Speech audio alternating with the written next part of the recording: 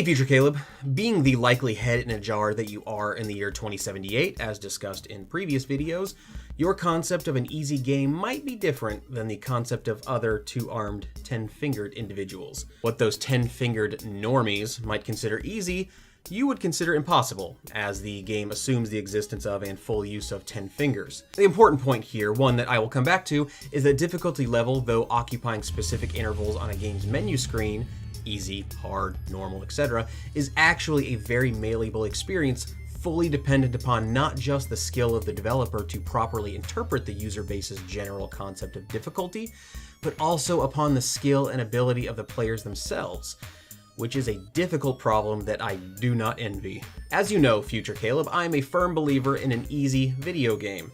That's probably how you're able to still survive in the year 2078 with all that lack of stress from your earlier years playing very, very easy games. The challenge isn't what drives me, and that's what I want to focus on in this video. Video games aren't simply a vehicle for challenge, and if we can accept that, then the rest of this video should be easy as pie. Assuming you have the arms and fingers necessary to make said pie. Some players, and developers, contest that an easy mode ruins the game, that it takes away from the developer's intentional experience. Putting aside for a moment that such logic also indicates that any mode outside of a normal mode, including a hard mode, would do the same. But putting that aside, I do believe that if a developer's intent is to gate a portion, sometimes a substantial portion, of their game via the game's inherent difficulty, then that's the developer's prerogative. They have to understand then that this means head in a jar players such as you, Future Caleb, won't be able to experience the game. Such developers are reducing their potential audience. That's a business decision. But I do think it can be an artistic decision as well. Exclusion is a statement as much as inclusion is. So it sounds like I'm taking two opposing stances. Easy modes should be included, and it's okay if easy modes are not included. Maybe it's important to take a step back and discuss intent. I discussed authorial intent quite a bit in my ukulele defense video, which if you like my brand of meaningless drivel, then I suggest you check it out, and I suggest that you subscribe to this video. Alright? There's lots of meaningless drivel here. Look around, I promise. So every piece of art, a category in which I include video games, though not everyone does, Kojima, has at least three inherent personas or characters that must be considered. The author, or developer, designer, basically the people responsible for creating the art, the subject, generally the protagonist and other characters in the game or book, and the audience. These three elements always exist, and because they exist, any discussion about how art is perceived or interacted with must be cognizant of these elements. To ignore any of them is irresponsible. Now, I first learned about this idea of the three personas in either Lisa Zunshine's Why We Read Fiction, Dennis Dutton's The Art Instinct, or Umberto Eco's On Literature. I can't find my original notes anywhere. If anyone out there wants to parse those pages for a proper citation, please do. Then call me so we can arrange a nerdy conversation over beers at a dive bar. Said another way, developers, the author role in my aforementioned triad, articulate most of the experience, including the protagonist or subject.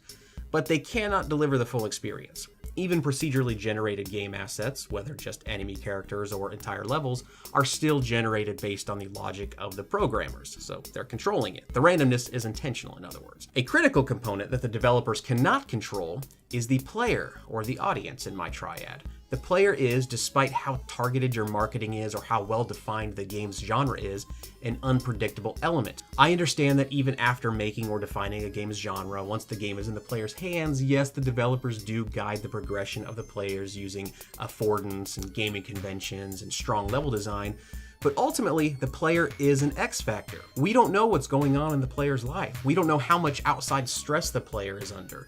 We don't know how clean the player's head jar is. I hope very clean, for your sake, Future Caleb.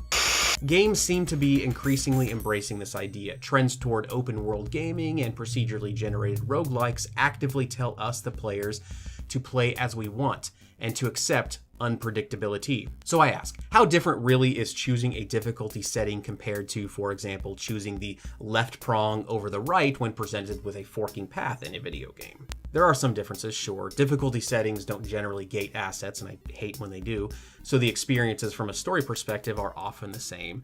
But changing a difficulty setting is a choice, in the same way that building an avatar is a set of choices, or deciding which non-playable characters to speak with are choices, or choosing which side quests you accept or don't accept are choices. If we can accept that challenge isn't the sole purpose of a video game experience, then we can accept the important role variable difficulty settings play. I do personally consider the normal difficulty setting as the default setting, the setting developers use to define what they consider an as close to ideal experience as possible. And when easy or hard modes don't exist as player choices, I take that as a sign that the developers want to control the experience as much as they can.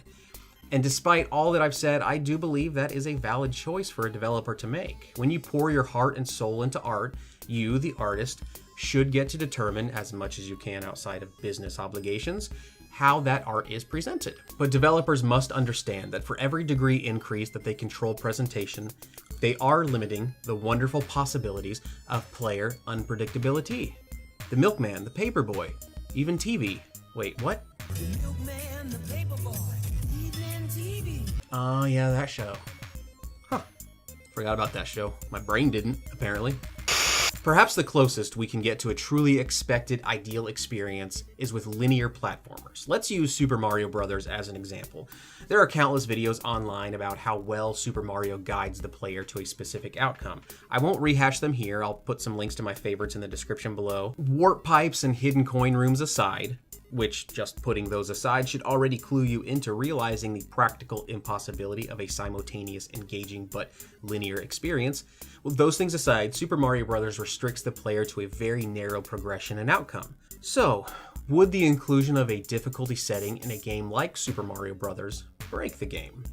That's a question I'll leave you with. I'd love to know your thoughts. Perhaps I will read those thoughts on a future video. And please like, subscribe, and click the bell icon to make sure you don't miss future videos. I'm trying to get the average views per video up to 100 by the end of the year. Sharing this video with your gaming friends helps a lot toward that goal. And if you're still watching this video, you obviously like it, right? So please, please, please share. I would love that. Even just a tweet to your, even if it's a small following, that's fine with me. I would love that. Thank you for watching. And to you, future Caleb, say hi to your grandkids for me.